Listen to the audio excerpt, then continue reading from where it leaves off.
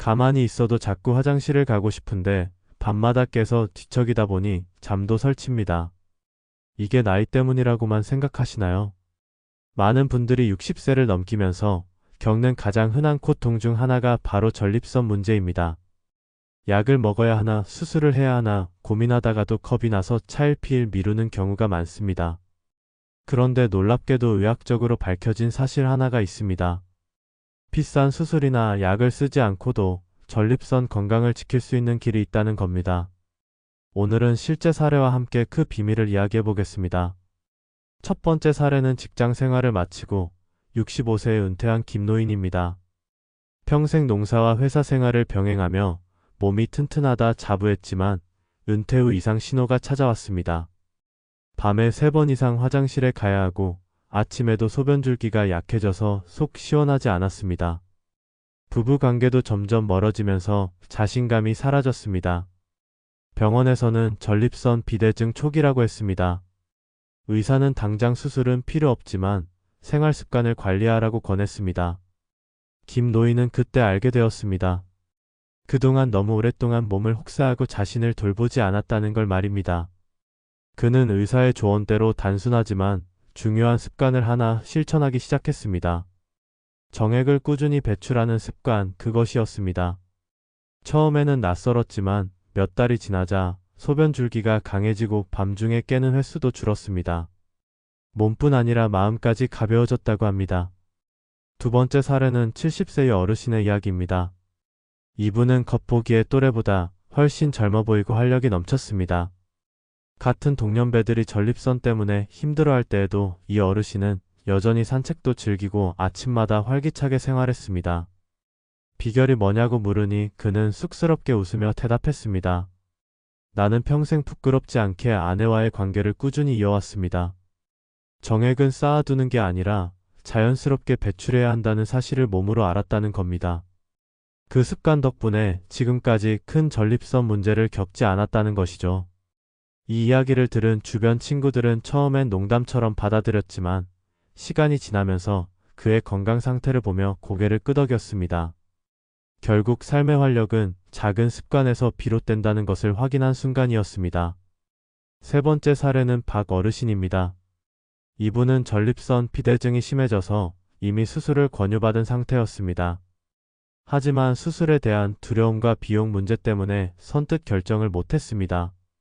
그러던 중 우연히 전립선 건강법에 대한 강의를 듣게 되었고 정액 배출의 중요성을 알게 되었습니다. 그는 망설임 끝에 생활 습관을 완전히 바꿔보기로 했습니다. 적절한 배출 습관과 함께 걷기 운동, 가벼운 근력 운동을 병행했습니다. 처음에는 변화가 크지 않았지만 3달이 지나자 놀라운 경험을 했습니다. 밤에 화장실을 가는 횟수가 절반으로 줄고 아침 발기가 돌아왔습니다.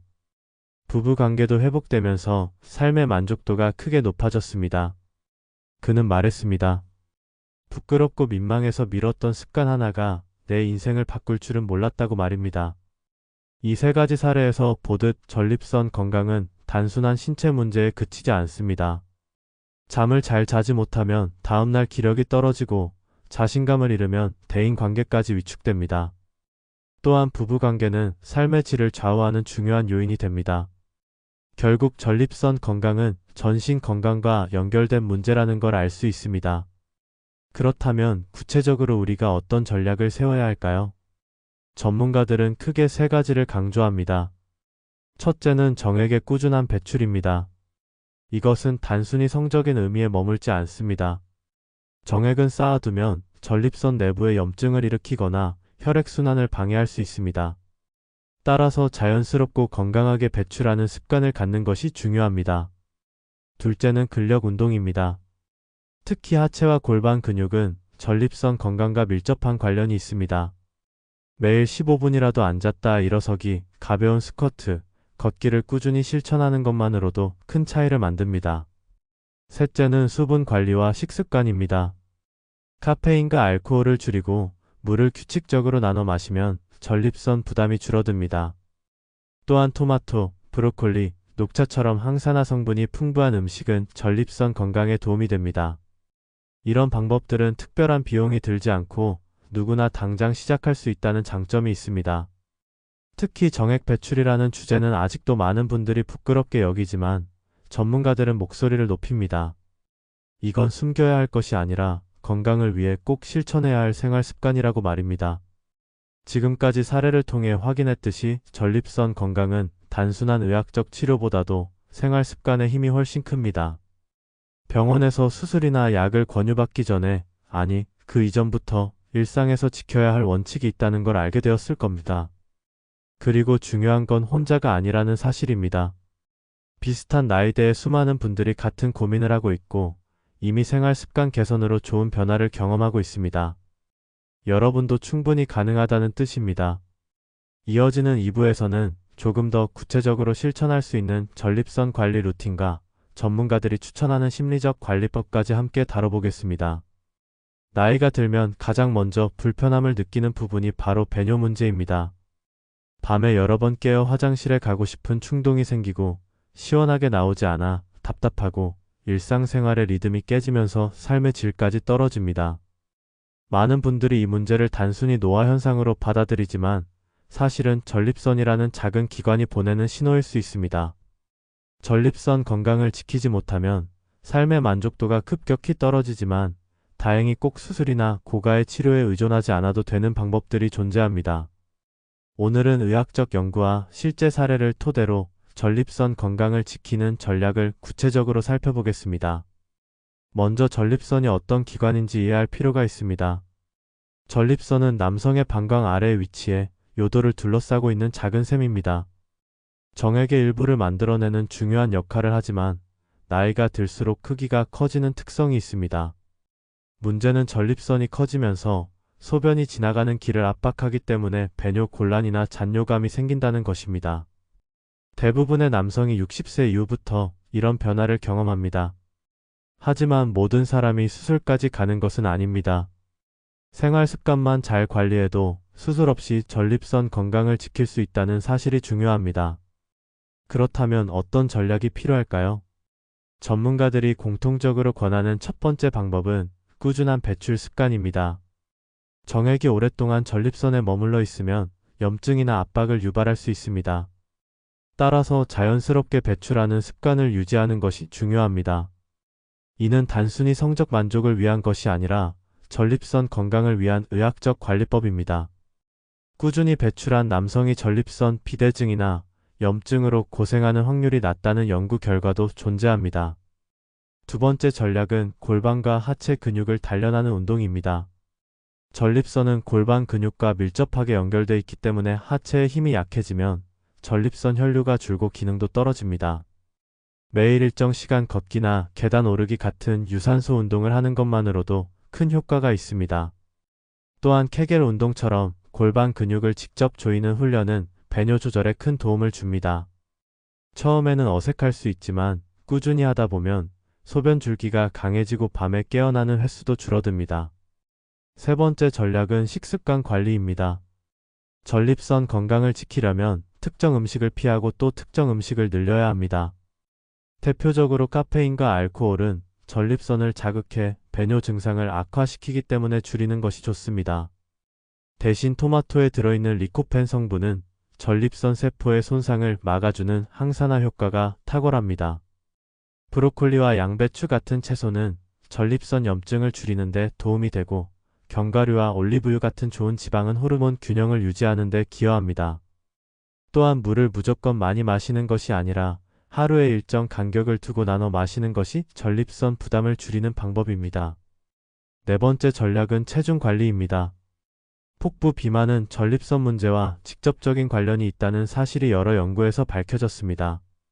배에 지방이 많으면 호르몬 균형이 깨지고 전립선이 쉽게 자극받아 비대증이 악화될 수 있습니다. 따라서 무리하지 않는 범위에서 체중을 줄이고 복부 비만을 관리하는 것은 전립선 건강을 지키는 중요한 비밀입니다. 다섯 번째 전략은 스트레스 관리입니다. 스트레스가 지속되면 교감신경이 과도하게 활성화되어 방광과 전립선이 긴장 상태에 놓이게 됩니다. 이로 인해 소변을 자주 보고 싶어지거나 시원하게 배출되지 않는 현상이 생길 수 있습니다. 명상이나 심호흡, 가벼운 산책, 취미생활 등은 스트레스 완화에 큰 도움이 됩니다. 마음의 긴장이 풀리면 전립선 증상도 눈에 띄게 완화되는 경우가 많습니다. 여섯 번째 전략은 정기적인 검진입니다.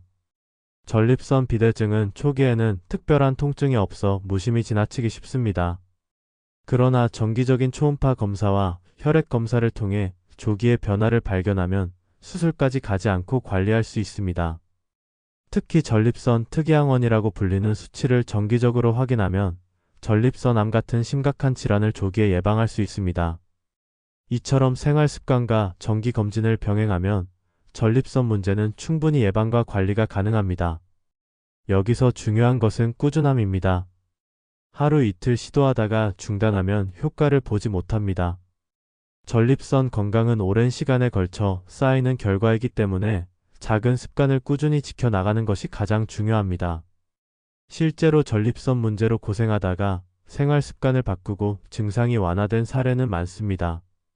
꾸준한 운동과 배출 습관, 식습관 교정으로 수술을 피하고 삶의 질을 회복한 사람들이 점점 늘고 있습니다.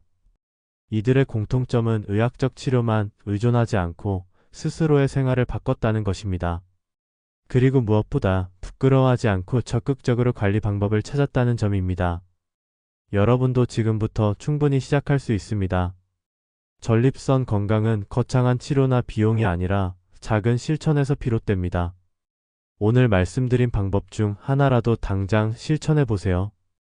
잠들기 전 케겔 운동을 몇 번이라도 해보거나 내일 아침부터 커피를 줄이는 것만으로도 변화의 첫걸음이 될 수 있습니다. 여러분의 건강한 노후는 지금의 선택과 실천에 달려 있습니다. 오늘의 이야기가 도움이 되셨다면 구독과 좋아요 눌러주시고 주변에 꼭 필요한 분들께도 공유해 주시기 바랍니다. 여러분은 전립선 건강을 위해 어떤 생활 습관을 지키고 계신가요? 혹시 오늘 말씀드린 방법 중 실천해 보신 게 있나요? 댓글로 경험을 남겨주시면 다른 분들에게도 큰 도움이 될 것입니다.